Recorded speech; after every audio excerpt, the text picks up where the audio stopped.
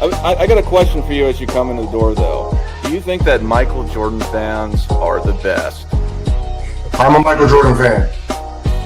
I'm a Kobe Bryant fan. I'm a LeBron James fan. I'm a fan of greats. So I can argue on every side of the coin on all of them.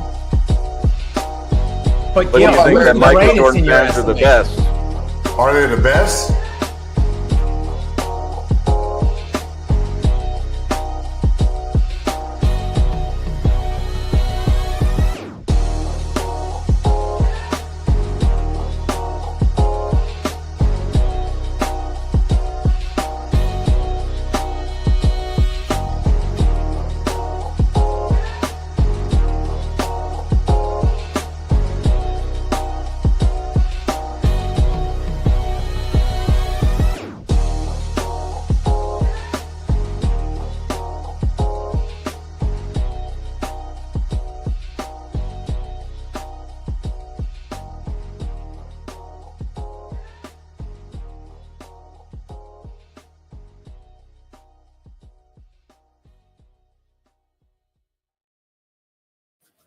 Nope. Hello, everyone. No, Michael Jordan What did I just fans say? are the best. And I'm Right? going to mute Beam Engine. Yeah, thank you. God damn it. Oh man, you messing the intro up, man. Damn. Oh, my God. Jesus Christ. Anyway, we're going to be talking about Luka and LeBron's dynamic. And does LeBron James ruin Luka's potential on the basketball court? First, before we get into that, let's welcome the panel. Robin, Sports and Fitness Rants. How are you today? Once again, man, I'm glad to be here with you guys on another Sunday live edition. Shout out to everybody that's already in the chat, man. I see you guys. Much respect. Thank you very much for the support, man. We got everybody here, man. We're missing my man Scap. We're missing Hoop God, but we got the rest of the crew, man. You guys know the deal out there, man. Let's roll. All right, we got Nick, NMB Sports from Precision Hoops. How are you, sir? I'm doing good. Glad to be here as always. Short and sweet. On to the next one. Hey, wait, how are you, sir? How's the heat treating your hair? You can tell it's the weather's just all over the place. I can't keep up with it. I tried to play pickup ball last night. Did not go well. I finally got tired of jogging all the time and tried to go back to basketball. It's not basketball, people. Yeah, a lot of times Move I on. pick up. Move Yeah, on. and it's not basketball. And we got Steam Engine. How are you, sir? Also of Precision Hoops. I am well. We need to get started. My kids just realized I'm awake, so clock's ticking. All right. Well, Robin. So far, the Lakers, the new look Lakers with Luka and LeBron, have played a few games so far. How do you think they're doing? And do you think LeBron takes away from Luka's capabilities and his potential to be the best player he can be on the court? Well, I think the key word that I always mention is inconsistent. I think if we're going to talk about the first couple of games for LeBron James and Luka Doncic, I think we can clearly say that they've been inconsistent, or Luka Doncic has been inconsistent. So when you talk about it, and losing to a Charlotte Hornets team, and beating a Denver Nuggets team, that seems like a pretty inconsistent, win and loss when you talk about the level of teams that you're playing against. And when you look at Luka Doncic on the basketball court, once again, that word inconsistent comes up. And that's the way it's always been for LeBron James and the teammates around LeBron James. They can never be the best versions of themselves consistently. So yes, they'll have flashes where they have a game here, a game there, some games, at a time. But overall, it's not going to be a consistent flow. So this is why I always tell people, the LeBron James fans out there, this is why he's 4-6 in the finals. It has nothing to do with the competition he's going against or his teammates not being good. The teammates may have been inconsistent, and they've been inconsistent because LeBron James has forced them always to play a role that does not work for them. So if LeBron James takes a back seat and Luka Doncic is going to lead the Lakers to a championship, then once again, that takes away from everything the LeBron James fans have talked about all the time when they say, oh, LeBron James has no help or he's carrying people. Because I've said this before, LeBron James is not winning a championship being the best player on his team. He's going to need, because once again, we all saw who was the best player this season. It was Anthony Davis, clearly the best player on the Lakers throughout this season. So if they're going to win a championship, it's going to have to be Luka Doncic leading them there. Nick, what's your thoughts on this? Yeah, I mean, I do think they're too similar and too ball dominant. In my opinion, that they are going to kind of take. I think they're going to take away from each other. Kind of what Robin was saying. I'll even go back to Dallas.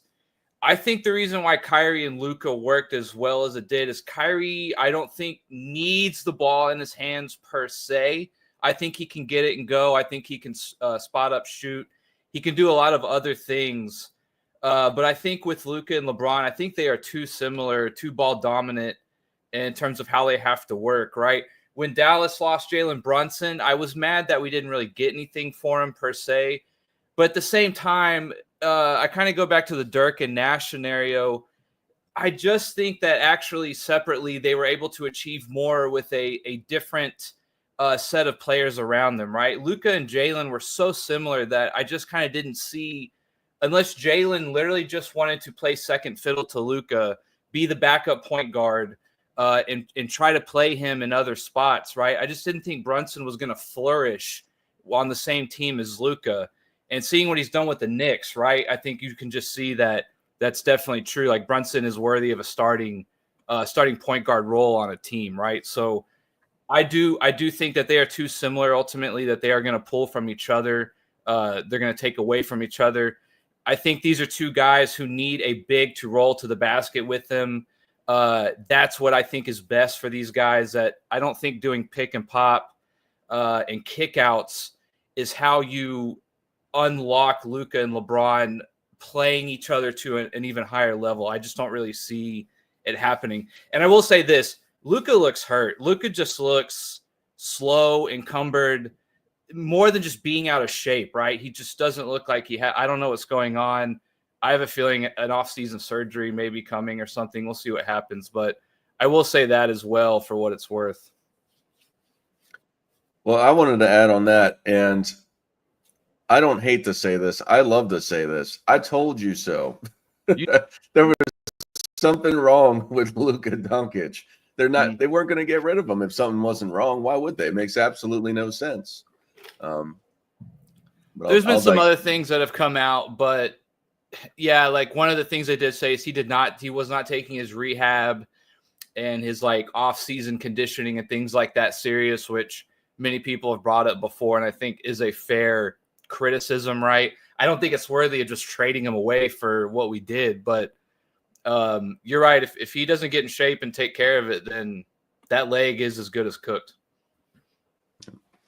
AOH, what are your thoughts on the Luka and LeBron dynamic? You're on mute. Am I the only one who saw last night's results? No, Luka scored 32. Mm-hmm. 3 other Lakers scored in the mid-20s. I mean, fucking Goodwin scored as he's like 15 down on the depth chart for the Lakers, and he scored as much of the Nuggets. And Jokic only had 7 shot attempts. What, Jackson Hayes shut him down? I mean, how am I supposed to analyze basketball when the Lakers lose to Charlotte, lose to Utah? What the fuck's happening? I don't know what the hell's happening. Lost to Utah twice. Inconsistent. Yeah. Oh, sorry. No, 1 out of twice. Sorry, 1 out of 2 times. Well, and I thought that he wasn't in the starting lineup, which I thought that I saw the headlines that the key to success was him entering the starting lineup.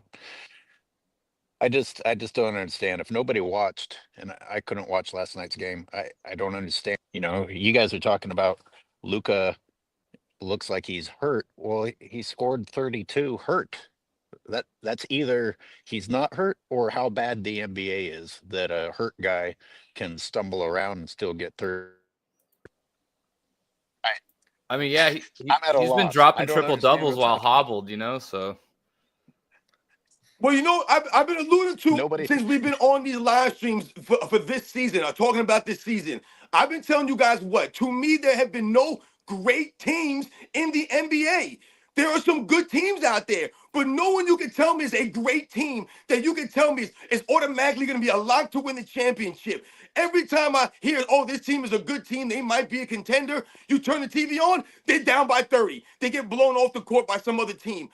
Like I said, there's no consistency from even the Denver Nuggets. We've seen the Denver Nuggets get blown out this season, and there's no excuses for someone like Nikola Jokic and a lot of these other guys. Once again, we tell them they don't show up some nights; they just pack it in. They're not as competitive night in and night out. They're not consistently giving that effort. Anyways, you just read off all of these guys and all the points that they scored. Oh, 3 guys went over 20 points. That's the key of inconsistency. None of those guys do that regularly. All of a sudden now, all these guys got 20 points. You just mentioned Luka Doncic up 32. He hasn't went over 16 points in the last 3 games. Now you do 32. That's inconsistent. What it seemed to me, watching the highlights, it seems like the Lakers couldn't get back on transition defense, and I haven't looked at the stats for it, but the highlights, it seemed like half of them were just fast break points. So I think that was probably a big part of it, is they just were able to beat them in transition. Well, Speed, what's your thoughts on this? What's the Baywatch? Why are they beating him in transition? I don't know. I guess they just couldn't keep up. I mean, Luka and LeBron on the same team, and you're losing in transition. Hey, wait, is it cool if I get the stage? Is it all right with you? Do I have your permission to speak? Jesus. Thank you. So piggybacking off of a couple people that talked about excuses, right? What else would you do? Nick, right, exactly. Well, Nick mentioned the excuse part, right? So they're already saying Luka's hurt. Maybe he's not giving his all. Is he taking this serious? And I'm like, God damn, it's like he's been there for like 3 weeks. How can you hinge an entire offensive issue on one player that just got there, right? So part of me thinks, the conspiracy theorist in me thinks that, maybe they took Luka in that trade knowing he's hurt, knowing that's a built-in excuse, right? I feel like every player that comes to that team has some kind of contingency plan, a la Russell Westbrook, right? If LeBron wins with Russell Westbrook, he took a Tasmanian devil and gave him a championship, right? If they lose with Russell Westbrook, then, well, it's just, Russ being Russ. And it's weird that people don't pick up on that. Oh, by the way, Luka Doncic is by Jordan Brand. LeBron did ask him to join. He did not. He went with Jordan Brand. Kids, remember that. I know how LeBron fans like stats, so I don't want to get into it just yet, but during this episode, you can look at it numbers-wise and see everybody's statistics go down, role players, all-stars. It's almost across the board with the exception of, I'll go back to it. I think Kyrie Irving and even Dwayne Wade went down in points. So when we get into that topic, here are facts to prove. Well, everybody's saying LeBron's, he makes his teammates better, right? Well, here's proof. Here is numbers showing that he doesn't. How can you argue that? If all you guys are about statistics and I'm giving you statistics, that you have to keep that same energy, I guess. It's just. Oh, and the other thing is, they celebrated beating the Nuggets like they had just won the championship. Is that the standard of a GOAT? Is that how far LeBron has fallen? That they win a title, they beat a title contender, and they're celebrating, they're hugging each other, they're doing their high fives, they're hip thrusting each other and all this weird shit. It's like this was their mission. So how great can the Lakers be if that's where the standard is? And nobody's really talking about that. All right. No, I mean, the speed, when you talk about the standard, that's the point you're making is great because, when you think about that win against the Denver Nuggets last night, and that's great for the Lakers, man. That's a great win for the Lakers. That once again, that shows that the Nuggets, are they really true contenders? But it also goes to the inconsistency. But we talk about that win against the Nuggets. How many quality wins do the Lakers have this season? The Lakers have had one of the easiest schedules throughout the first, 50 games of the season. We've talked about there was a stretch early in the season where the Lakers never left the state of California for like 18 straight games. They either played at home in LA or they played the Golden State Warriors, which obviously is in California. They played the Sacramento Kings, which obviously is in California, right? So these are the teams that they were playing, and they played, I believe they played another team, the LA Clippers, during that stretch. So there have been many times when the Lakers have played teams that were on the second half of back-to-backs where they had 2-3 days to rest coming into these games. The Lakers have played a lot of mediocre basketball teams, and most of their wins have come against nobody. So this win against the Denver Nuggets, although it might be impressive for the LeBron James fans out there and for maybe some of the Laker fans out there, and once again, it's not really proving anything because you guys have had an easy schedule and you guys haven't really beaten anybody this season. And like I said, this goes for more than the thing that we're talking about, the inconsistent nature. You lose to the Utah Jazz, you lose to the Charlotte Hornets where you can't even crack 100 points, and then you beat the Denver Nuggets. Yeah. So to bring this back a little bit, so obviously Anthony Davis is hurt, and there was a very, very limited size, just like the limited size of this Luka and LeBron experiment. But how do you think this is going to pan out through the rest of the year? I'm unsure of what Davis's return is. I'm not sure if he's coming back at the end of the year. But how do you think it's going to work out at the end of this? Do you think that the Mavericks are going to have won the trade, or do you think that the Lakers are going to have won the trade? I think they're going to re-sign Davis. I think the Mavericks are. I think he's just going to coast the rest of this season. I hate to say it, but I can't picture them winning a championship this year as things are now, and it sucks because I want Kyrie to get a chip or another chip. But I think they'll re-sign Davis because he's making a lot of money to just sit there right now. Hey, wait, what are your thoughts? Well, who isn't making a lot of money to just sit there now? Touche. It's honestly, it's just too common. You know, with the sample size and the confusing wins and losses, we could argue that the Lakers figured it out. First, the scoring the way that they did, 4 people in double digits and then like 6 other people on the scoreboard. Now, is it a fluke? I don't know. How do you ever know? Now, Robin and Zay and I threw out the idea, could this possibly end up working great for the Mavericks in the sense of the way that the shortened season helped the 2020 bubble? And Anthony, assuming that they actually make the playoffs, they don't fall too far. Maybe him coming back fresh then will be good in some way. I have no idea. Get it? I don't understand what's happening. Nick, what do you think about this trade and who's going to pan out at the end of it? Well, I mean, so obviously I'm coming from a Mavs fan, right? Let's just say for argument's sake that like ceiling wise, Davis and Luka are comparable, right? Any given night, one guy could win you a game per se, right? At this current time, Luka is 5 years younger, and we're dealing with 2 injured players, so like it's kind of hard to say because Dallas's window now has gone from maybe 6-7 years to like 2-3 years in terms of how good they are if they could possibly have a puncher's chance to win a title, right? I think they're still that good. And Davis is supposed to be reevaluated in 2 weeks. That obviously sucks. Like that's a lot of basketball on a crucial part of the year.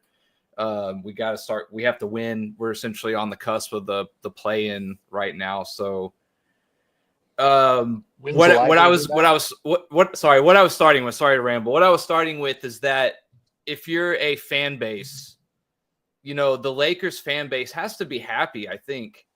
And if you're on the outside looking in at the Mavericks right now, again, I've talked about how we used to never be a free agent destination, and that's really changed over the last 3 to 4 years, right?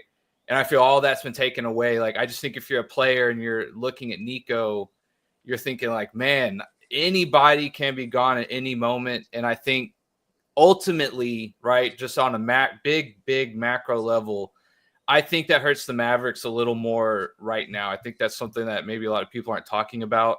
It's too early to know who won, right? Luka could, be diagnosed with some kind of sickness tomorrow and he has to retire, right? We just don't know, right, who won or lost. But in terms of that, as a Mavs fan, that really sucks. I really thought we had like some really good vibes going, that people from around the NBA were looking at and really liked what we were doing. And, a nice young roster and Luka. And then now it's just kind of like, I think people will think twice before coming to our franchise. And that part is the part that I think we're losing the most on.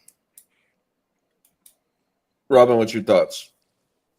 Yeah, I think what Nick said is great, man. I think what he started off by saying how Anthony Davis and Luka Doncic are pretty much on the same level. I think if you take away the things that hinder Anthony Davis, which we all know is his health, his availability, because Anthony Davis on New Orleans, when he's on the court, the man's carrying, lesser teams to postseasons. He's an MVP caliber player, but not only that, he's one of the top defensive players in the league also. So when you think about his overall package, Anthony Davis had the potential, to be one of the great players in the history of the game. Like, you're talking about maybe a top 10, top 20 player all time. That's kind of what Luka Doncic has. He's an MVP caliber player. The man's all-NBA damn near every single season, essentially. Probably not this year, but every year he's all-NBA first team. So when you talk about those guys in a vacuum, they're both the same kind of caliber of player. When you talk about what they could do for your franchise, they're changers that way. But when you talk about the things that limits him, that's what, we talk about who won the trade. I think obviously the Lakers won the trade, is, no doubt about it. Like you said, the potential is there for Anthony Davis because he has that impact on both sides of the ball. When you think about Luka Doncic, what's going to be his hindrance now? The hindrance is going to be playing alongside LeBron James. So it leads us back into the topic of this Sunday live stream. Because that's really the problem. And that's what I think Luka Doncic is going to have to figure out. And that's the burden. I talk about the burden all the time. The burden is on the star players, the other guys around LeBron James. It's never really on LeBron James to take the burden on to really make that adjustment or even, give the player, quote unquote, the reins, let's say. When you think about that 2020 run, and you guys mentioned how Anthony Davis benefited heavily from having that break. Obviously that, for someone with, with his, health problems and things of that nature, that obviously helped him. But he led the postseason in win shares, and he also led the postseason in points. So I don't remember Scottie Pippen ever leading the postseason in points or win shares or any of these other guys, other people, the sort of quote other guys doing this. So Anthony Davis obviously played a major role on that team, but he never really got the credit. Who won the Finals MVP? LeBron James, and we could debate whether he should have won it or not. But the thing about it was people still never gave Anthony Davis his just due as the best player in the Lakers when he clearly was. So Luka Doncic is going to have to make that adjustment, and it's always going to be the other people who have to take that burden on. Yeah, I think. Oh, my bad, Dark. Go ahead. Yeah, I was going to say with the Luka LeBron, this last game it seemed to work better. But I'd seen some quote with LeBron. I think it was coming after this game yesterday, but he said, "Well, I'm the perfect wide receiver, and Luka's the perfect quarterback." And a lot of the points it seemed that LeBron had gotten, I don't know how many, I didn't count them or anything like that, and other players that game were off of rebounds that Luka got, and he just chucked them up court on the fast break, or some would say cherry picking. But I do think in respect to who's going to be turning out, I'm still on the side of that unless AD doesn't play a majority of the time that he's there, I think that the Mavericks, if LeBron and Luka still play together, I think they're going to be on the upside of the trade. I think that Luka's probably the better player altogether, but the aspect of that is something that I think is it remains to be seen. But I think people are just too high up on Luka just going to the Lakers. Real quick, Dart. Yeah. The other thing that's not, speaking of pressure, and people really aren't talking about it, is I think it's almost irresponsible journalism for Brian Windpork to sit there and say the pressure's on Luka now, right? Like, obviously it's an opinion, but that's the narrative that's already being pushed out. But people don't take into consideration LeBron's contract is 50-some million a year. So for Brian Windhorst to come out and say there's no pressure on him, I mentioned this a couple days ago. I don't even understand how you can keep your job saying crazy stuff like that. And nobody's really critiquing or battling that. I just wanted to kind of get that off my chest. And Dart, I have something that pertains to what you and Steam Engine just said, since Steam Engine brought up Windhorst. Um, can I ask hockey? Oh, we don't have any hockey players here. Okay. Well, Windhorst also, when he was clapping back at the hockey player who was basically crapping on the NBA, Windhorst was like, Oh yeah, I heard "Guys that. aren't on the floor. Yeah, you guys aren't on the floor as much as NBA players." And I'm like, have you looked at what the NBA players are doing while they're on the floor? I mean, it's very little. And we go back to um, he may be hurt and he may not be in shape, and it almost doesn't matter because that's the way the NBA is now. You can be hurt and out of shape and still be on the floor with that sort of lazy basketball. And so you also mentioned I actually made a point to bring that up in my Charlotte game breakdown. Luka and LeBron were taking turns not getting back on D and receiving the pass from the other person. It's like all the other guys are doing the dirty work, up and down, up and down, up and down. Luka and LeBron are really being the two laziest guys out there and still taking the glory. And I'm sure LeBron fans are gonna celebrate cherry picking basketball. And the bottom line is that what you guys are calling smart basketball is the type of basketball that we were raised to be ashamed of. Once again, it's the LeBron James fans. I see them in the chats. They're celebrating mediocrity. That's what they know. That's all they know. They don't know anything better. Think about it. They're celebrating a win over the Denver Nuggets, and they talk about LeBron James. And I saw someone write in the comments, LeBron James a top 5 MVP candidate. Are you guys kidding me? A top 5 MVP. This man was literally being carried by Anthony Davis all season long before that trade. This man was a negative 100 and whatever the hell he was.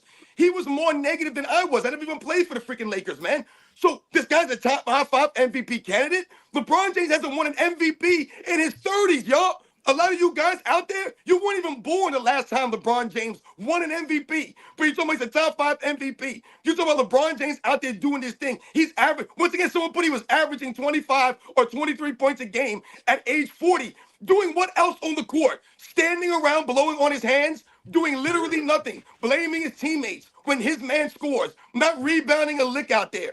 He ain't doing nothing out there. I told you, I name in the comments the quality wins that the Lakers have this season. They've beaten no one this year. All this does is prove my point. Sports and fitness rants is always right. You may not agree with me, but that doesn't mean I'm not right. Once again, I told you, there are no great teams in the NBA. There are no great teams. So once again, LeBron James being celebrated for mediocrity. Since we're doing the third person thing, Speed Engine also would like to talk. You haven't earned that clout yet, Speed. I do in my head. They actually try to count Marc Gasol's Defensive Player of the Year as the one LeBron should have gotten. People talk about that in his legacy, as a means of battling against Jordan's legacy. If that's not the definition of sad, I don't know what else is. You're celebrating something that didn't even happen. People should have secondhand embarrassment. What's that? What are they basing that on, Speam? LeBron James went on a podcast and said so, and surrounded himself with a bunch of people who are facts. Narrative, go figure. LeBron James said it, and therefore LeBron fans repeated it.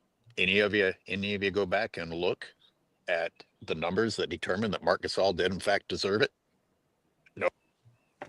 These guys are not interested in reality. They have LeBron James ranked number 7 on ESPN rankings coming into the season. Right there, number 7 on the rankings, and we all laughed about that. But nonetheless, let's say LeBron James number 7.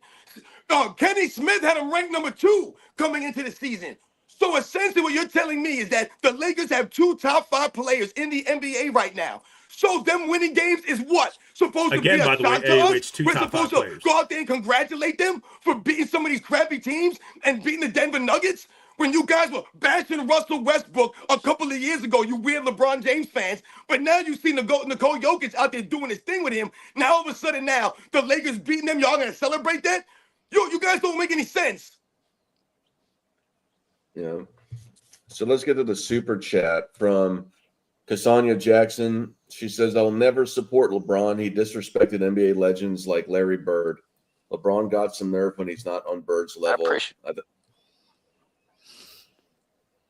What's that? I appreciate your integrity. I appreciate the integrity in that, you know. I think being part of being the GOAT is how you conduct yourself.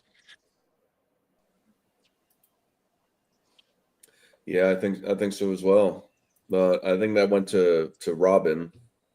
Yeah, because Sonya Jackson, she knows the deal. They support my channel. They know the deal, man. I ain't got no fake people support my channel. These clowns you see out here that come to these live streams, they got nothing to do but come out here and make weird comments. You fools say the weirdest things in the chat. It don't make no sense. Because Sonya Jackson, she a true supporter. She knows the deal, man. There's no true basketball fan out there worth a damn that looks themselves in the mirror and holds themselves to any values that would have LeBron James a top 5, top 10 player in the NBA. That man has disrespected the game. Once again, his fans disrespect the game, and this man has not carried himself with any class, no integrity, man. And the way he's, I'm not even gonna keep going. All right, here's a question that's off of the subject, but what do y'all think about the Victor Wembanyama blood clot in the right shoulder? Can I go? Can I go? Can I please go? Okay. Yes. Do any of you want to trade me for him? He may come. I read he may come back. On my blog, I read that. I heard it was 25 games, but the point of it is that that's a serious condition, and it's often a recurring condition. Do you think that his career is going to be cut short due to the blood clots? I wouldn't be shocked if he retired.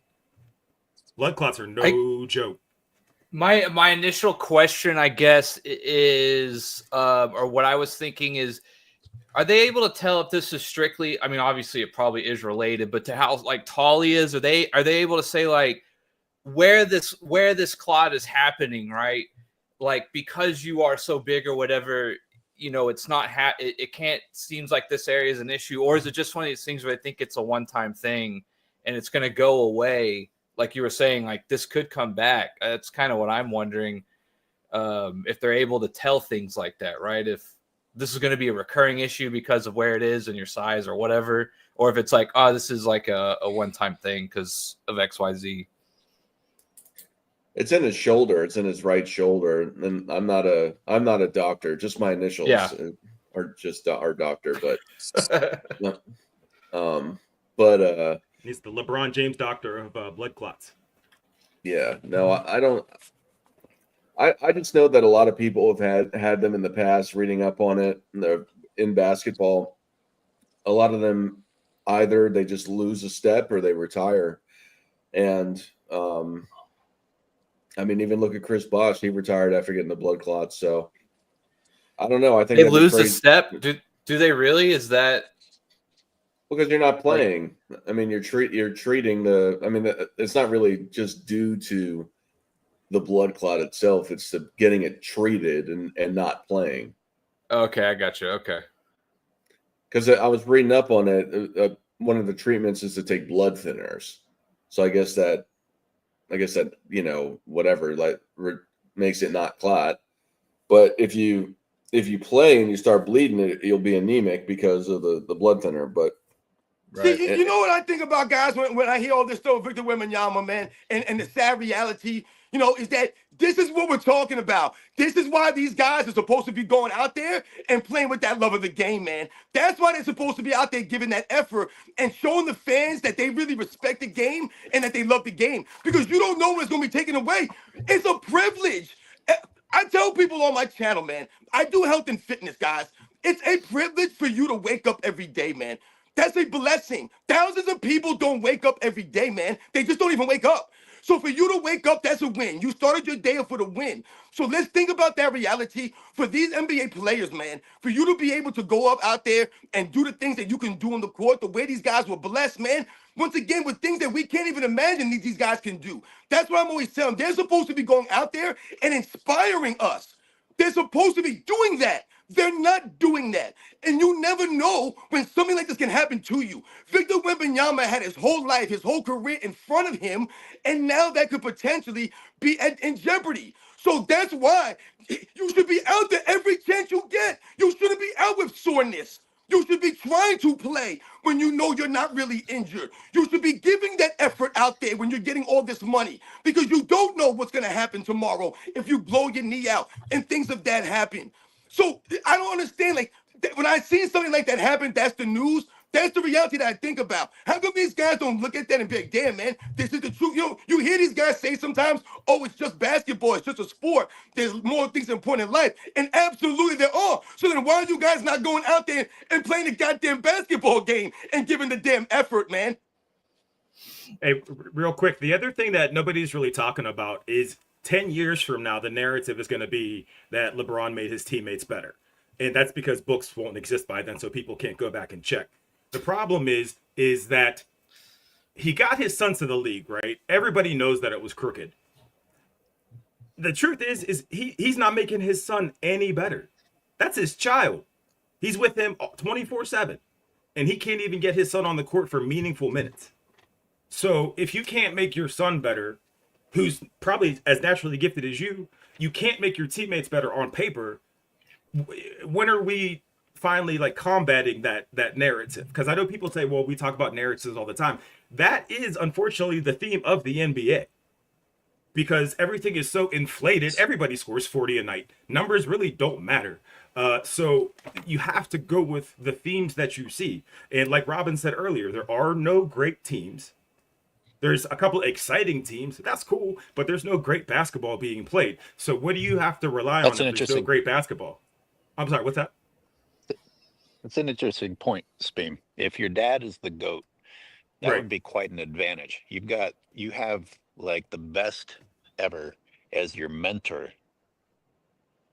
Some of those skills, some of those fundamentals that make you be the GOAT, which of course LeBron doesn't have those because he's a fake GOAT, so he can't pass them on to his son. He doesn't even pass the work ethic on to his son.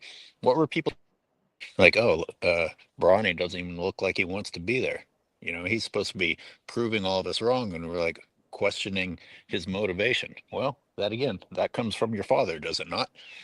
So, AOH, get this though. Think about it. Bronny is a symbol of what LeBron's problems are. He's literally a walking symbol of so many of LeBron's faults. He got to the league not deserving it. That's the truth. He shows minimal effort. Two big themes of LeBron. He is literally a walking kind of a walking contradiction to everything that people say LeBron is. And nobody talks about that. I'm sorry. Go ahead. I'm upset. I was hoping because I was thinking about Draymond Green acting offended that the Rising Stars played on Sunday night. And I was thinking, how in the hell can you say that and be okay with Laker uniform, being on the Laker floor, being on any of these professional basketball courts when he doesn't even deserve to be in the league? I mean, Bronny James isn't even a rising star. Bronny James isn't even a rising star. And you're upset that the All-Star weekend, but Bronny James can pick and choose games and just take the NBA like it's some sort of a vacation tour that he's on. Right? Jesus, is mind-boggling. Yep. We got a super chat from the real Donald Trump with Canadian dollars. So I know it's Obviously, the Donald Trump. Sounds about right. I know it's the 51st state. Or I heard those somebody loonies say and that. toonies. Yeah. It would be a funny troll if it was actually him. It would be hilarious. For 20 Canadian dollars, he says Lebalco is an emotional lesbian hippo. They super chatted AOH for that. That was an AOH fan? Yeah, No it's way. linked. It's linked. Yeah. No, I'm just kidding. Yeah. Also, the Michael Jordan son not being good is a stupid argument because it has nothing to do with anything. I'm so tired of seeing that. It's wild. It's the biggest reach. It's Mr. Fantastic level of reach. He played at Illinois though, didn't he? If I remember right, or somewhere. I know he didn't make it to the NBA, or maybe he did for a short time. I can't remember. His son played in Florida. Jordan's son, yeah. I'm pretty sure. Anyway. Kind of He plays on the train tracks lately.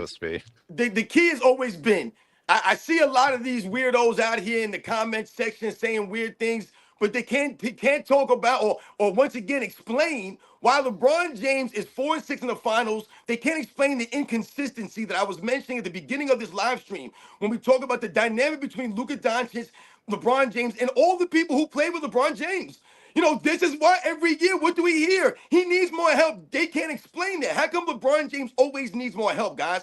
I'm wondering why. Because the guys around him are never consistent enough for them to look like they're helping LeBron James enough. It's not because they're not good enough. It's because LeBron James refuses to allow his help to help him.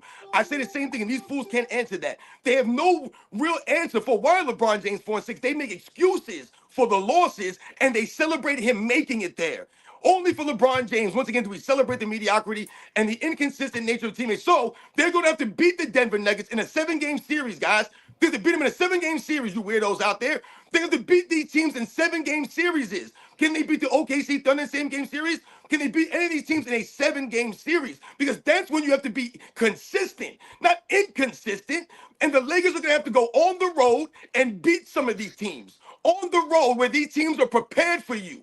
They're not just coming in on the second half of back-to-back, or they're going through the motions like we see a lot of these fools do out here in the regular season. All this does is further expose the NBA and its a lack of competitiveness. I saw some fools put in the chat that the Lakers beat the Knicks, the Celtics, and the Clippers, and they're good teams. The Knicks, who just lost by 37, they're a good team, really? The Clippers are a good team in this era right now. The Clippers, really, with James Harden, they're a good team. With the often injured Kawhi Leonard and the Boston Celtics, who shoot 50 threes a game. Oh, you guys are hilarious. King Speech Rose super chats AOH for $5 says, it seems last night Silver used the refs to buy a narrative storyline for LeBron. I was told Denver couldn't get a call. The league's fixed. What do you say about that, AOH?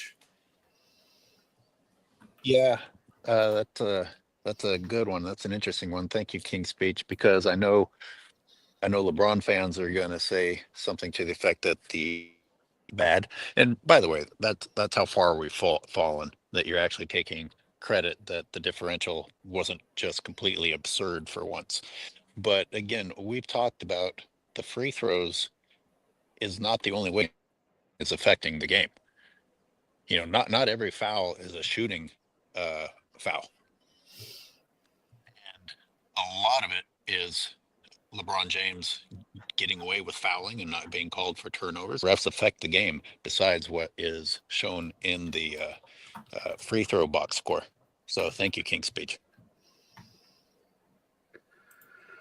Now, to bring it back to this this Nuggets game, I mean, we talked about it briefly a little bit, and it was mentioned about with the refs. So, I mean, do you think that the Lakers, with this trade happening, that maybe they're gonna be pushed, given a few calls throughout the playoffs to potentially give LeBron another championship, or in the attempt to do that? Yes. Is that something y'all see coming? Many times, yes. And there are going to be so many uncalled technicals for that team, especially in the playoffs. You are going to see LeBron and Luka follow those refs around for easily 5 to 7 minutes, to the point where they're going to have to take a commercial break. Those guys, those two and SGA, okay, not SGA, but those two spend so much. That's probably why they're tired, honestly. They spend so much time and energy yelling at the refs. And yeah, to answer your question, yes. I don't know. Again, don't ask me anything else. Go ahead. Don't ask me, man. Kind of a funny question. Else. Listen, man, like I said, if they're going to win a championship, it don't matter. It's going to be because Luka Doncic leads them to a championship. All these fools out here, the Lakers have two of the best players in the league right now, don't they? You have LeBron James, you have Luka Doncic. So you have two of the best players in the league. So why shouldn't they not be one of the contenders? But all we keep hearing is LeBron James needs more help. He never has enough help. So it's up to Luka Doncic.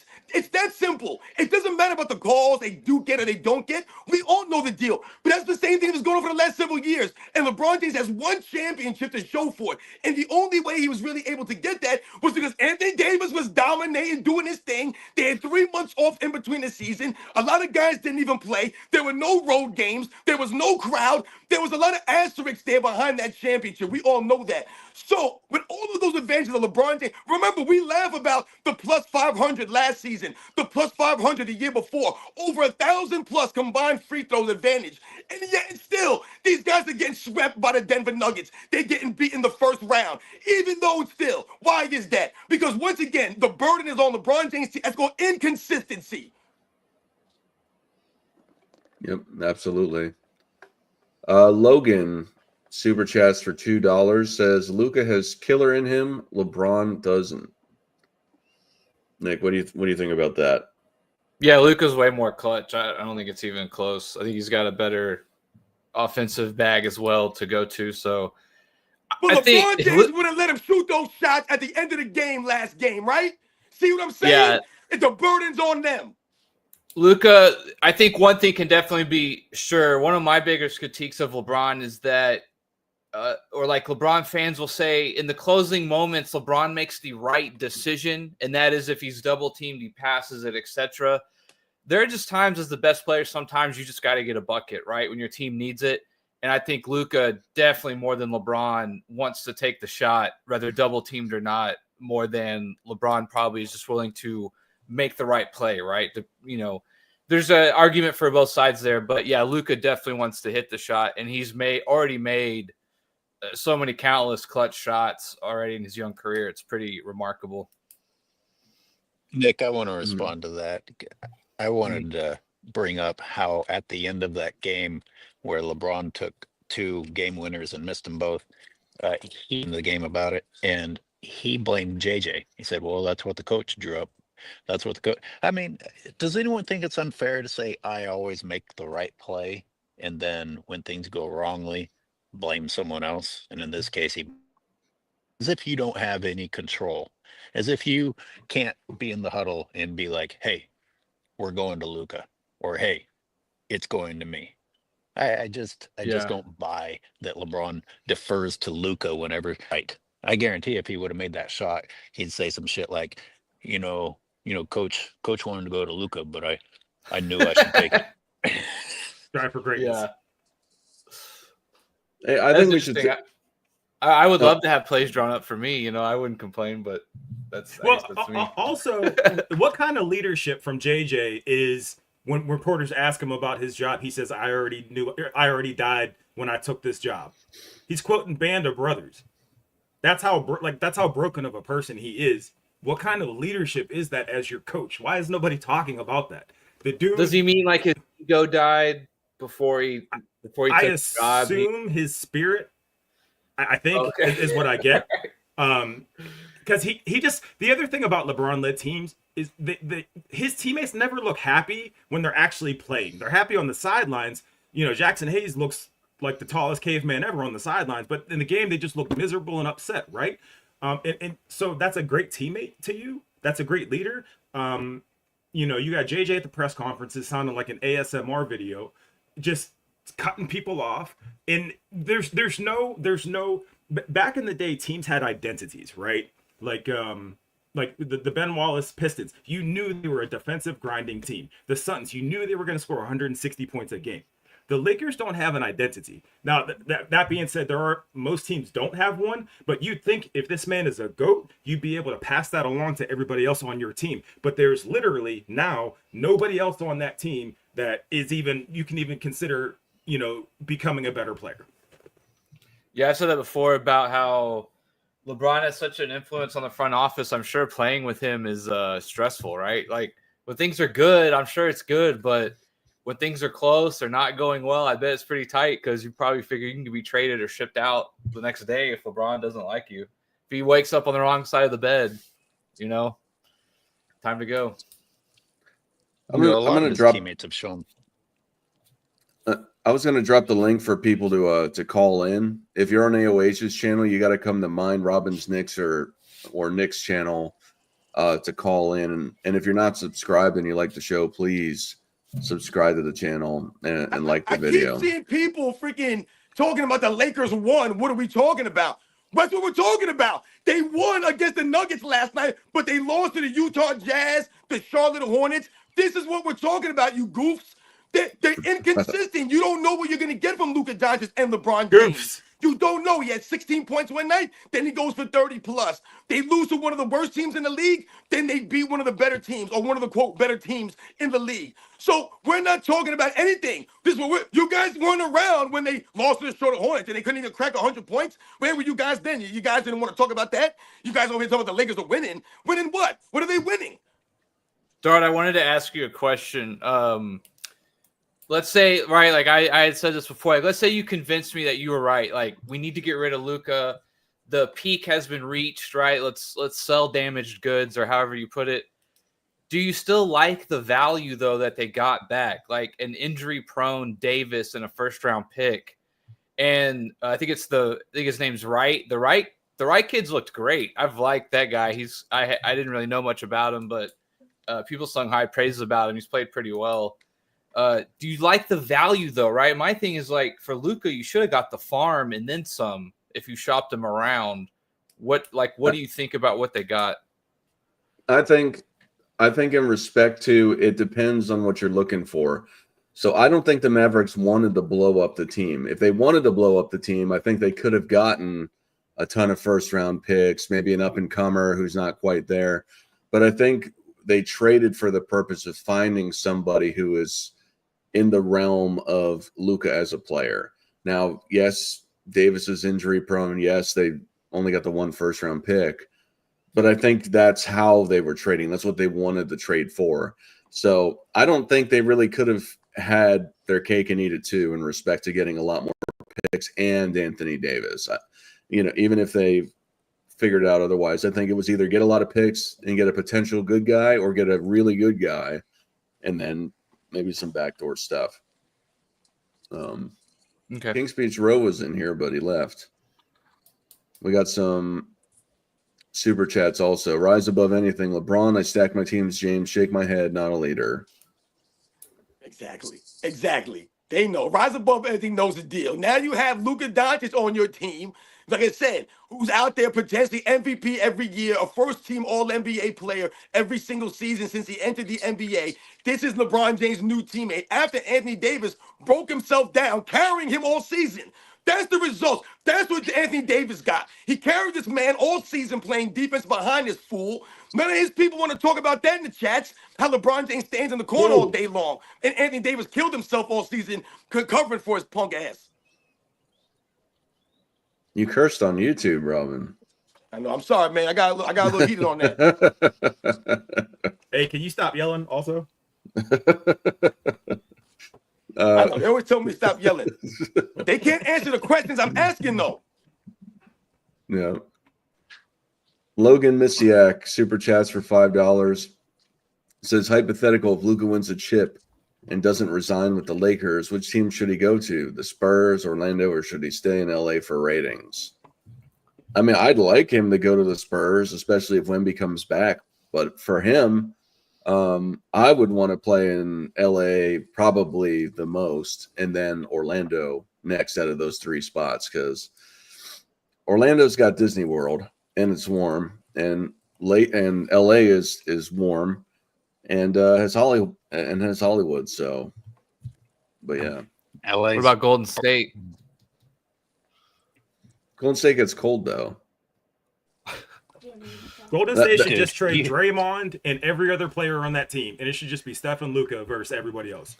That's must see TV. 2-1. I'm hoping somehow the Rockets get Luka just so I can go watch them on a regular basis. Mm-hmm. But it also confirms that none of this is about basketball. It's all about business. It's all about selling a product. But yet everybody says, well, you guys don't talk about basketball. You talk about narratives.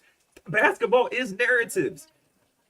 Luka is on that team for ratings. They know they're not going to win. Bronny comes on the team for ratings, for that one moment with Ken Griffey Jr. and Ken Griffey Sr.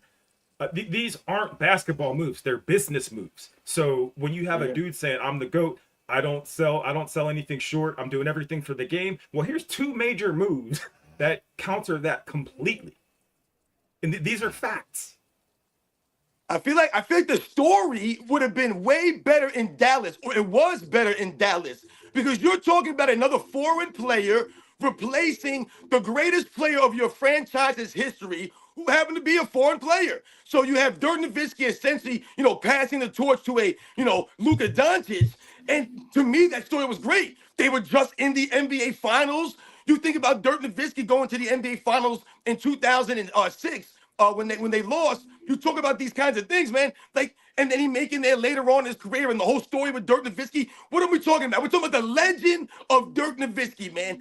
Dirk Nowitzki is like a god, man. When you talk about what he means for the Dallas Mavericks franchise. See, when we talk about, the legacy that you leave behind, Dirk Nowitzki's larger than life legacy is because he stayed there with the franchise that drafted him. He came up there. They watched him grow and develop and grind it out. You have the losses. Remember, he was the team that got beat by the Golden State Warriors in 2007 as a #1 seed, man. So he was part of all of these things in Dallas, man.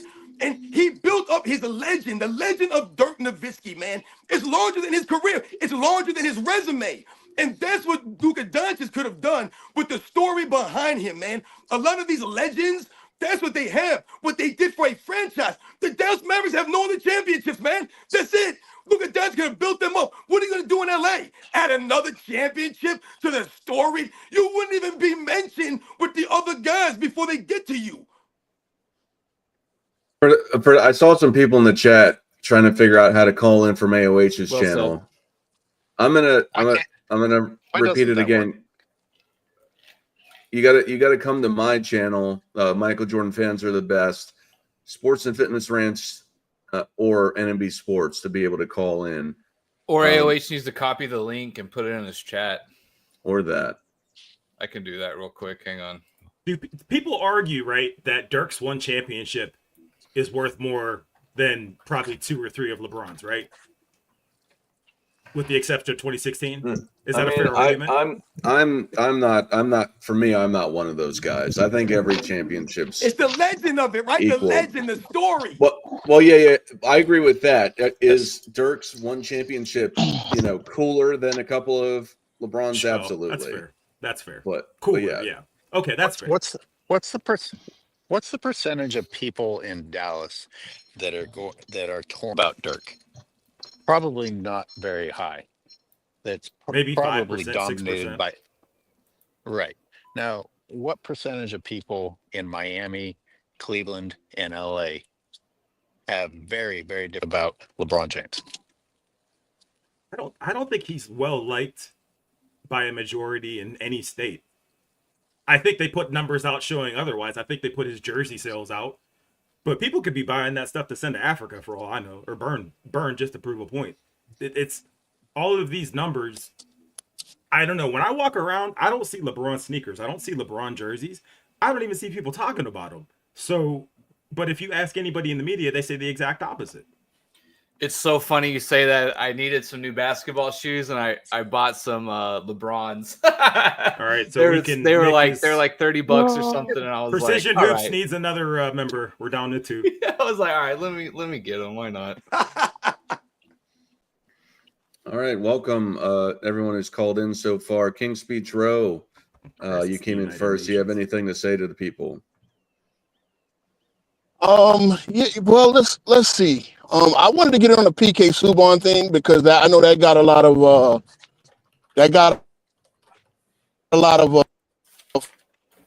You're cutting in and out. Okay, let me go back. Let me come back in. I think I have a bad feed. Hold on. All right, Nightballer. Welcome, Nightballer. Do you have anything you wanted to talk about on the panel? Oh, yeah. Basically, one of the things I noticed when I first got into watching sports media is that they almost never bring up the 2011 finals between the Heat and the Mavericks and stuff. Like, you'll never hear any of these analysts ever talk about it because they know it looks really bad as legacy. And it's like everyone tries to act like the 2016 Cavs are basically the 2011 Mavericks when they were basically a stacked team, whereas like the Mavericks had a lot of aged players. Yeah, no other All-Star. You're right. That year. Yeah, absolutely. But there's a lot of things they don't want to talk about that 2011, NBA Finals. Like you said, they have a short memory. And a lot of these people out here, this is what we talk about. They're trying to rewrite the history, man. And that's what they're trying to bend reality. All right, real fast. Guys, Reality bending goofs. Reality bending Sports and goofs. Fitness, you're going off, dude. I can't even explain what Game 2 was like in 2011. That 15-point comeback with like 7.5 to go, dude. That was just. Now you're talking about it, man. God, that was so incredible, that run.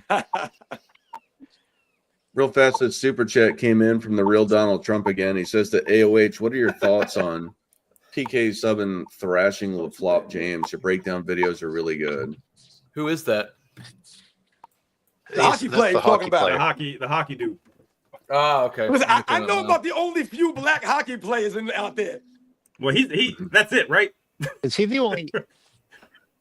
I think there's like 3. Is he the only Why is it him? Is he the only outspoken hockey player? But he had a lot of good stuff to say, and he was on there having to ESPN excuse making panel. And the bottom line is, you're a pro athlete. I think he had a great point. He brought up something that I brought up several times. Why do these guys think that they deserve to have 20-year career? Job is to go to battle with your body and get compensated heavily financially, because you probably aren't going to have that long of a career because you are using your body in order to, and that's changed. Now they're getting paid even more and don't want to put their bodies through anything. Hockey, you can't do that. You let your guard down and you're going to get murdered. I think that's one of the points he was kind of alluding to. And then and said, oh, well, but you guys are barely on the floor.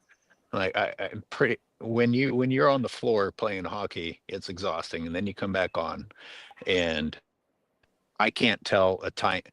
We've reached the point where I can't tell whether a timeout has been called or if it's live gameplay if I have the sound off. So I don't want to hear about the NBA players' game and that being something to be impressed about. But also AOH, everybody's talking about how do you fix the player's effort. It's easy as day. You take away the guaranteed contracts and you make them incentive based. That's why when you watch an NFL practice, it looks a lot different than an NBA practice. That money is not guaranteed. Those dudes take one bad hit and it's over. And the teams are shady as heck to make that happen. But the dudes in the NBA, they know they don't have to do anything. I hate bringing them up, but that's why Paul George does what he does. That money is going to come no matter what. So he's getting paid to be himself, which everybody's can't stand, and it's going to happen regardless. If they go to incentive based, not fully, but score X amount of points, get X amount of wins, then that's reasonable. But the only incentives they have now are if they win MVPs or All-Stars. But the money's already there. It's disgusting. Speam. What they need to do, the money, these guys and their emotions and their mentality and the way we can't even do anything about that. That's what I'm saying. These guys are a bunch of idiots. But what the NBA could definitely do is start officiating these damn fools the right way. If they start officiating the games, stop letting these guys travel and carry the ball all over the damn place, then that forces them to make the adjustments. That right there in itself cleans the game up at least a little bit. These fools are out there allowed to do all this for no reason. Blow the damn whistle, you idiots. All right, Rob, King's. I was going to say King's Speech Row was in here earlier. King's Speech. What were you were on the subject of the hockey player, I believe. And I think the next call. Can you hear me? Can you hear me good now? Yes. All right. Yeah. Well, the next caller kind of stole my thunder.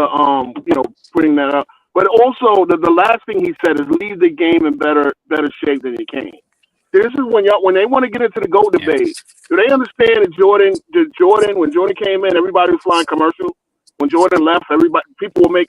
This is why they had the '99 lockout, because he made the salary so exorbitant, $30 million, right? He was making $30 million last year. They said, no, we can't pay everybody $30 million. So they had the lockout and they came up with the max salary. But just the fact that he left the game in better shape than he brought it. Much better. All of those greats did. These guys, okay, the money is coming, but the prestige of being a basketball player. They are not, people had their polls. They're voted the softest players in the league. And I used to fight this about 15 years ago. I said baseball players are softer. Baseball players are way more durable and they put way more effort. Even though they may put less effort and they're not as durable as they were back in the 90s, they're way more durable than basketball players. And for them to make the amount of money they make and just have to be begged and prodded to play, it's just that's the problem. So yeah, the money is coming, but the league is not in better shape. Nobody's watching. There's so many issues. And I was told that, they're not marketing to guys over 40 anymore. They're not marketing to guys in your age group. Sports fans are sports fans from the day you first like a sport, like a team, until the day you die. You have to market to everybody. Yeah. So the idea that they only market to little kids don't buy the 2,000. How much was a ticket to go to Oregon last weekend? I'm sure about 2,000 or more, right? You think little kids are buying those tickets? So I think the only thing that saves the league, and why they still have the money in the pool, is because of the television rights, and that's gonna not always be there if they don't turn this around. If we have to, and then just the lack of integrity from the league. That's something still. I think Silver's the worst commissioner I've ever seen in any sport. Maybe Gary Bettman from hockey, because that's the reason why they had to blow up the hockey the way it was. But Silver's at least the second worst commissioner. And, that's just my feelings. Yeah. But Nick, what are your thoughts on Adam Silver and him being a commissioner? Well, the ratings collapse is crazy. I can't remember I was listening, but people are coping really hard. It seems to me over the ratings, blame it on social media or people pirating or, streaming and what have you. I don't know, man. Like, it's been going on for so long. And even when you look at the cable network ratings, like games that are on primetime ABC, like it's just all falling across the board. It's like trying to catch a falling knife. So yeah, I mean, everything he said, it was spot on. But yeah, like in terms of the Silver specifically, like I think the proof is in the pudding, right? I mean, what are we even talking about here? How much longer is this going to go on before, who knows what happens, right? But can't be good on the NBA side. But yeah, I thought it was well put what he said. I think also a lot of people don't talk about the fact that now you have to pay to watch basketball.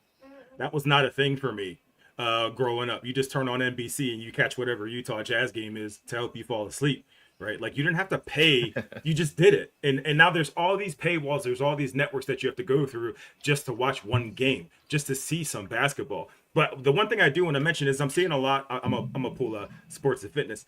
I'm seeing a lot of goofs in the chat talk about, we're just a bunch of guys crying. But that's not an argument. That's not a counter to anything we're saying.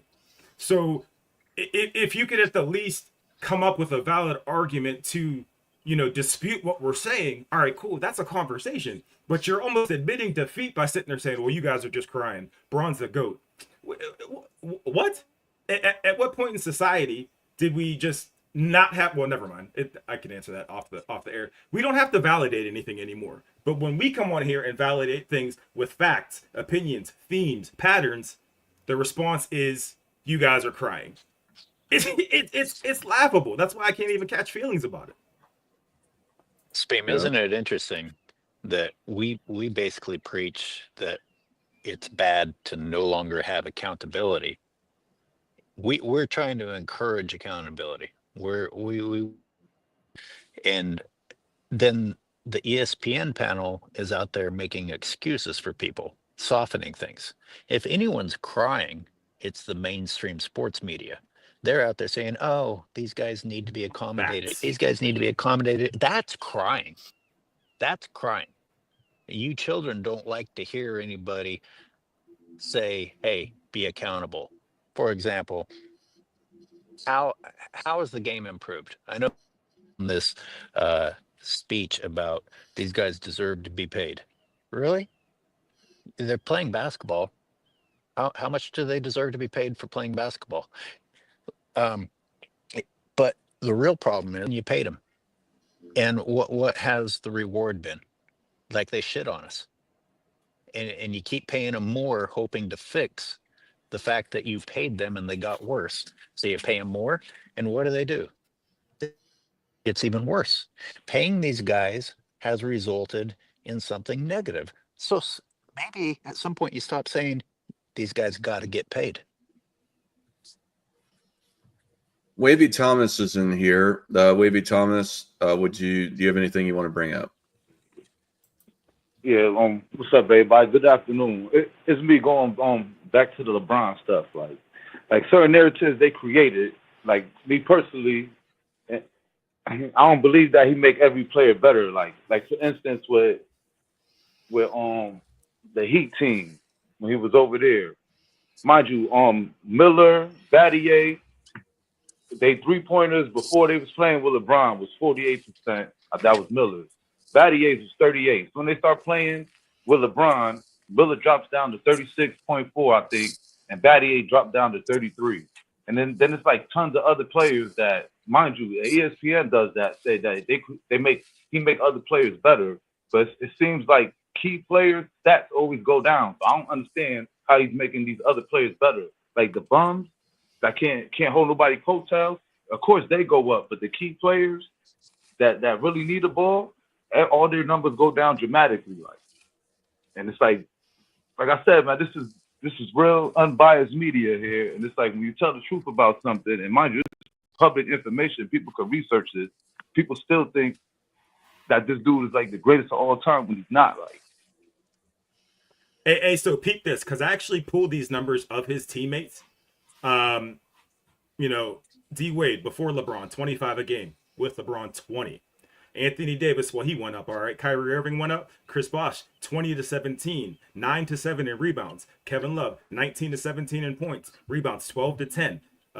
Let's see. Zydrunas Ilgauskas, 15, 12-4. Everybody went down number wise. You can prove it. Yeah. You can prove it using a system we've been using since humankind's been here. So go ahead. I'm sorry. I just wanted to throw those numbers out. Nah, because like I said, I could keep going. Even when he first went to Cleveland, when he first got there, remember, Larry Hughes was averaging 22 points a game. Soon LeBron got there, he dropped to 15. Antoine Jameson, 20 points a game, dropped to 15. Carlos Boozer, before he had the paint skull and stuff, before he started drawing on his head, at 17 points when LeBron got there, dropped to 15. Even with Brandon Ingram, 23 points a game. So when LeBron got there, 18. Like the list goes on and on. Like even Schroeder, and Schroeder's a decent point guard. Before he was playing with LeBron, he was 38%. So when you start playing with LeBron, dropped down to 33. So it's like I don't know, man. I don't know what these people be trying to paint like. let's look at one of their examples. Let's look at Kyrie in particular. In 22 years, the best these guys have to come up with is that Kyrie's numbers didn't drop. Okay, what else happened? Kyrie was what, in his third season? He was still coming into his own. Energy. Talking about Scottie Pippen. Scottie Pippen didn't start scoring over 7 points until his third fucking season. And a lot of other things changed on the Cavs. When LeBron came back, that team got overhauled. Couldn't we just as easily argue that the other members of the team are the reason that Kyrie had some success? And then I'll end it with an example. When did Kyrie really shine? Corner, and didn't get involved in the offensive play at all, so that Kyrie could do his thing. And the most iconic shot of 2016 finals proves that. Kyrie handled that himself. LeBron had absolutely nothing. Yeah, nothing to do with it at all. At all. Hey, wait, you cut out a little bit, but real quick, you can also I don't have it in front of me. You can also look at the players that after they departed from a LeBron-led team, how much they flourished. I Oh yeah, mean, they yeah. you have evidence on both sides. Hey, go ahead, my bad. Yeah. Yep. No, you definitely correct. I was about to say that. You're definitely There, right because I was just about to say that. there's Even way down to more like you said, the people. There are injury. way more players. There are so many players. Like the LeBron making his teammates better narrative is the most bullcrap narrative I've ever heard, bro. I've seen LeBron turn Kevin Love and Chris Bosh into spot up shooters. I saw Yeah, and then Kevin when they Love was average 26 and 14 as a head honcho on his team. He comes and plays with LeBron, and he's just this go sit in the corner, bro, and wait for me to throw you the ball. Like nothing, no offense, no action being ran through him. Same with Chris Bosh. You know what I mean? It's the most egregious thing I've ever heard. How LeBron yeah, makes his teammates quote unquote better. He Yeah, Oh yeah, limits remember Luca they them. Luca He Luca limits dropped them. almost immediately. Luca's Yeah, numbers dropped Luca. almost immediately. Exactly. Exactly. And it's not even, brother. Luke, I'm a Laker fan, bro. And there was a clip that went viral after the second game against the Jazz. The one on the road, Okay. where Luca went across the lane, didn't get a call. He's complaining to the ref, doesn't get back on defense, and LeBron just stops too. And it's like, bro, that's what we're doing. We're just gonna be lazy asses and not get back on defense now. You got two of the laziest players. Forget all the. Oh, they average this, that, and the third. They're lazy, bro. They don't even want to play defense, bro. And I'm from that era where it's like, bro, I don't care how good you are offensively. If you don't play defense, it doesn't matter. You're not gonna win. Lakers ain't going nowhere with Luka and LeBron. Absolutely nowhere at all. I can't stand it either. How bad the brand of bad. Granted, we played a great game yesterday. Let me see that happen consistently. Luca had a big game because he went against his Serbian brethren. He had to show out. Let me see Luca do this consistently. Not gonna happen. Russell Westbrook is You also a know, poster child for the decline as well. He went from 23 points to 16, 7 to 6 in rebounds. His field goal percentage went down. Yeah, I digress. that caller brought up something that shows the old school and the new school, where if LeBron James was the leader that they want to say that he is, if he makes people better the way that they say, and he has, I don't know, the right attitude to be, then all of Luca's criticisms should shape up while he is with LeBron James. LeBron James should have a positive influence on him. Instead, we're going to be looking at two LeBrons, two crybabies, two people getting technicals. And LeBron fans are going to be like, oh, well, you know, just make an excuse for every call instead of say, oh, wait a minute, maybe LeBron should, if he's truly a leader, shape. AOH, I also have a theory that the reason he's extending his career is because of all the shady shit that he's doing. I think one of the reasons he continues to play is that he's untouchable while he's marketable, while he makes all this money, right? Nobody's gonna bother that because it brings in so much for the league. But once he retires, they're gonna come after him quick. You're already seeing people change their opinions at the tail end of his career because he's not gonna be profitable. So I think that's another reason he's continuing to play. He's buying himself time. You have all these kind of off the court issues, that I think he's clearly guilty of. I can't prove that, of course, but that's another reason I think his career is being extended. Yeah, Let me get through some of these super chats real fast. So David Hudson super chats for $5. Says real talk, did LeBron sabotage that 2011 finals because Wade would have won MVP? Or did the chosen one choke? Wade and Bosch balled out. Nick, what do you got to say since that No, near dear to your LeBron's heart? pride would never let him where he'd want to lose in the finals. Especially after he said not one, not two, but 8 or whatever. Yeah. And that's so forgotten in history. Like, I don't understand how LeBron fans can't look back at that and be like, my king. Like, bro, your king is soft, bro. He's a clown. Because he was not 1, not 2, not 3, not 4, not 5. But you lost 2 and only won 2, bro. Like, congratulations. You did all that, and what do you have to show for it? Yeah, You he's not got only you trying. got you got you got you got ran off the court by JJ Barea. Congratulations. The other piece of that is everybody's saying, well, when LeBron retires, we're not going to have anything to talk about. Get off his dick, blah blah blah. Yeah, right. But it's like, all right, if you're in a history class, no one's going to sit there and say, get off Hitler's dick, right? Like, this is what we're talking about. This is basketball, and Yeah. that content isn't going to change. And as much as we're talking about him, people are in the room listening to us talking about him. Nobody's forcing that to happen. I mean, sports and fitness might be forcing people. He's got aggression issues, but I'm not forcing anybody. No one's making you guys listen to us. Yeah, I feel that. Yeah, I feel like One only thing- one channel is going to take a hit when LeBron James retire. I think everyone else is going to do just fine. The league will be better when LeBron James leaves. I promise y'all that. Better. All right, we got 2 more super chats that came in too. So DD for €5 says make salary dependent on team's results after the season and playoffs are over.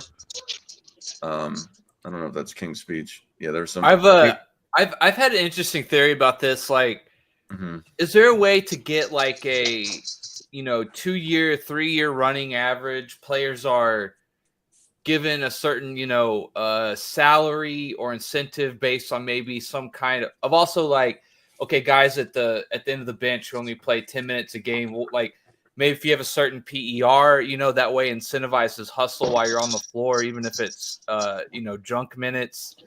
If your team makes the playoffs, if you win MVP, like, does everything in a way, do we just go to like a pure incentive based you gotta have some kind of protection in there for injuries or something like that, but it's almost like every year you just rewipe everything and it's simply based on what you produce that year that you get paid out in, or that week. You can still get weekly checks or game checks still maybe somehow, right? But does it just go to incentive based to where we're just trying to simply pay out for the best year every year? King's speech. Can you mute your? Okay, he left, but yeah, he was anyway. What's up, AOH? Well, all of these interesting ideas, I don't think are going to get very far because Players Association. I mean, if they have as much power as I understand that they do, then they basically are going to have to sign off on all of these new ideas that you're throwing out there. Do they have the they would never maturity go for to that. hold them and say, yeah?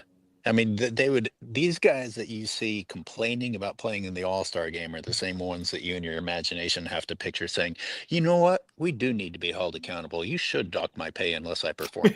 I can't see them saying that. Here, I was gonna say, AOH, that to piggyback off. Did you guys get to have a chance to see what PK Subban said on First Take about the NHL, comparing the NHL to the NBA players? Yeah, we talked about it. Oh, okay, we went okay. over I that. mean, God bless him. Thank you. Someone said it. Someone said it. Shout out PK Subban.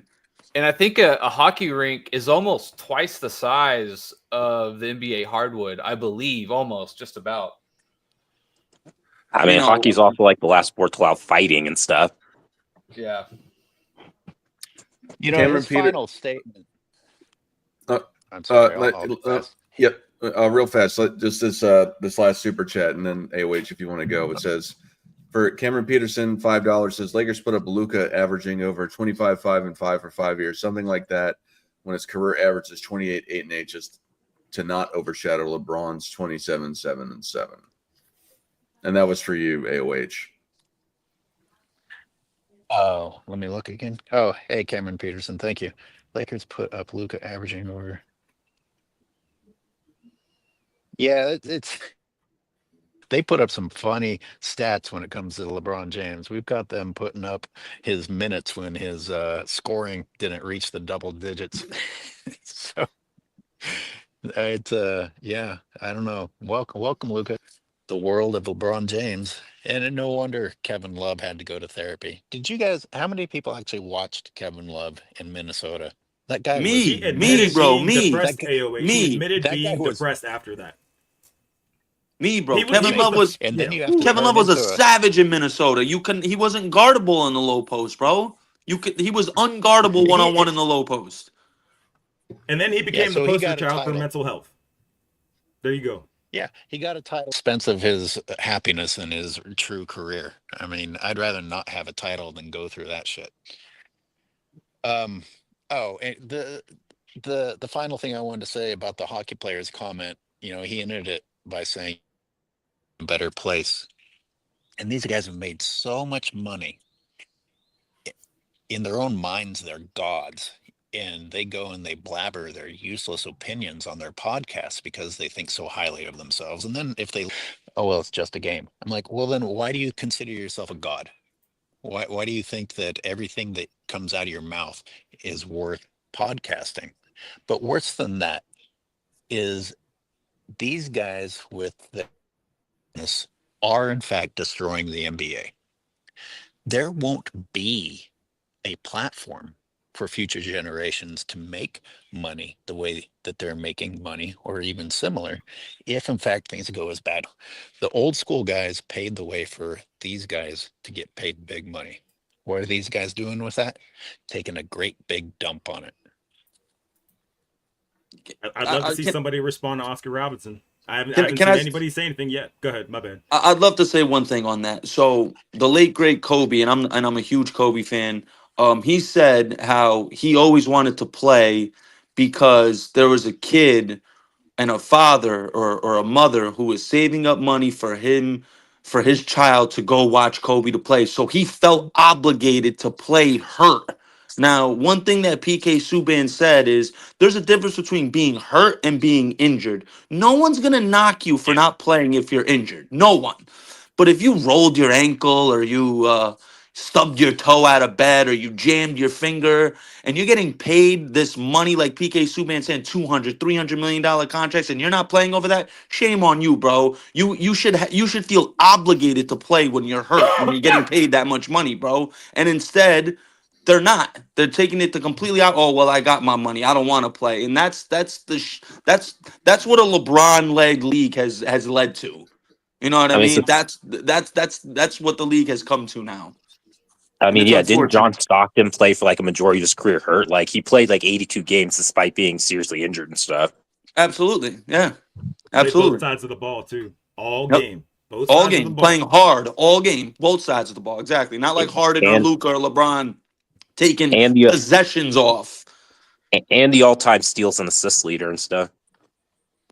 I would also like to say that I wish LeBron fans would call in. I mean that sincerely. It's a conversation that can be had, but it's never had, and I think that says a lot as well. More often than not, we get Jordan fans that call in because I think the Jordan argument is the right one. I think that's why people are hesitant to call in about LeBron because they know it's just going to be reduced to you guys are old men. You need to retire. When LeBron retires, you have nothing. There's never any argument, and I would love for them to call in. That's because it's all emotion. It's like after the whole thing with Marcus Jordan getting arrested recently, there were a bunch of LeBron fans trying to say, "Oh, Michael Jordan's a bad father" and stuff. They're bringing Michael's name into the whole conversation because he got arrested. Yeah, like that's what losers do. When you're losing an argument, you're losing a debate. That's one of those petty. Oh well, his son got arrested, and Bronny's son hasn't. Like, really, bro? That has anything to do with it? Well, You could easily use a rebuttal. The don't they Jordan name, always? the Jordan brand will carry on and live forever. So that could be my rebuttal to that. LeBron's brand is never going to surpass Jordan's brand ever. So that's useless, useless combo. I thought his arrest was pretty funny though, because I guess he drove up on the train tracks and kept driving, and then I guess he got caught up on it. And they're It's like, funny yeah, when you say it out loud. he's like, I'm just trying to get home, and they're like, okay, well, you got to turn around, we're gonna arrest you, and he's like, but he's like, Michael Jordan's my dad. It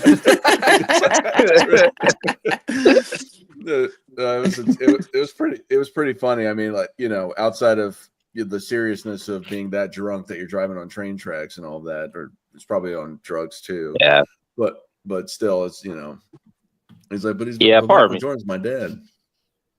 Yeah, part of me kind of wishes that Michael had pulled some strings to get his son into the league because at least he would average way more points than Bronny and stuff. Dude, But he so doesn't I was have that just kind of character. He's not that kind of person. He wants I was his looking son to get there because he earned it. I was I looking at want their Bronny. stats. I want Their Bronny to stats. do well. I'm not the biggest. I'm not a LeBron fan like that, but I want Bronny to do well because you know what? He's a young player. Everyone's on him, and he may not, deserve it right now. He may not look like he deserves it right now, but the kid got. He might have a chance in the league. He might. It might take him a little bit. It might take him a I little mean, bit to develop the skills, but he might. He might. Man, He you might just be all right in the you, league. I'd say based on personal you just principles, described I would be. how does Bronny deserve more than anyone else? Yeah, No, he doesn't.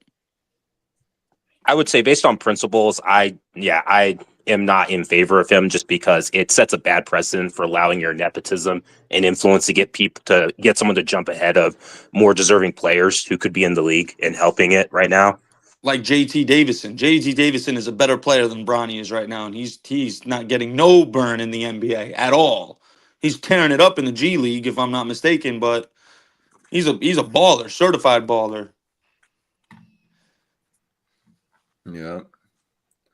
I have a feeling all these rules are going to change. All these eligibility rules are going to change after LeBron retires, anyways.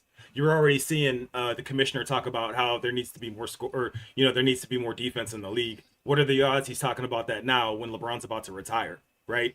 So scoring is going to go down. His scoring record's going to stay safe for a longer amount of time. There's also that conspiracy theory, which I half believe, that Luka went to the Lakers to intentionally slow his scoring down so he's further and further away from the scoring record. So I think a lot of this is going to change after he retires because they want to keep his legacy as permanent as possible because they know that people aren't going to go back and do the research.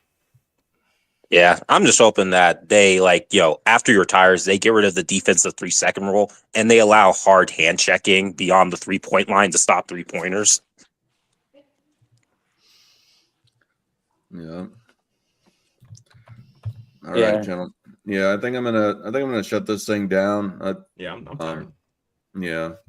But Thanks, thank everybody. you all for thanks Nick from Tri-State and Night Baller. Shout out for y'all, calling fellas. in. Have a good Sunday. Yeah, Hey, thank you. Chris, have a Yeah, good it one. was really Appreciate fun. y'all. Absolutely. AOH left too without saying bye. But I would never do Nick, that to the people. yeah. Nick, what do you got to say to the people?